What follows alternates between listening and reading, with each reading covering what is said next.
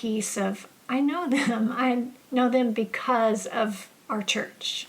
So. Yeah, and there is a lot to be said for, people say, well, that church is just is not friendly, and no one's ever invited me over, and nobody's ever reached out to me. But, again, there's a responsibility on us to stir each other up, and for us to get involved, and for us to go up and introduce ourselves. And so I think that's the lesson here. One thing that I think that is healthy about church is it should be something that we're not planning. I mean, we live in a world where we can choose what we listen to and what we study, and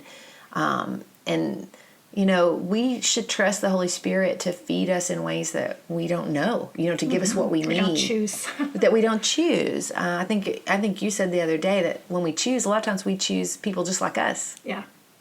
We don't know who we need. I remember when Brooks and I first went to church in Rogers, I was a part of a ladies group and on Wednesday night, and one night we all drew a name of someone else that we were supposed to get together with that week, and I drew the name of a lady named Maybelle Herndon, and she was in her 80s, I think. She was the sweetest little old lady, and I immediately thought, well, I'm going to have to take control of this. She's so old and frail and feeble. So I invited her over to our house for dinner, and I tried to make a really nice dinner, and we had a tiny little table, and I had made a big casserole of poppy seed chicken and tea and salad. I had too much on the table, and when I reached to fill her plate for her, I spilled her tea in her lap. It was very embarrassing. And she was just so gracious, and she was like, oh, it's okay. I like it this way. I was like, no, let me get you another plate. But right about that time, she said, well, how about next week y'all come to my house? And I thought, okay. And she said, do you like to ski? And we said, well, we go snow skiing every Christmas. She said, no, well, I live on the lake and I'd like to take you skiing. This 80-year-old lady wanted to take us water skiing. And sure enough, she had a boat, and we went out and we got out on the water, and then it started storming, and we couldn't stay out in the water very long. And she said, oh, I'm so disappointed. Why don't we play cards instead? And I was like, you play cards?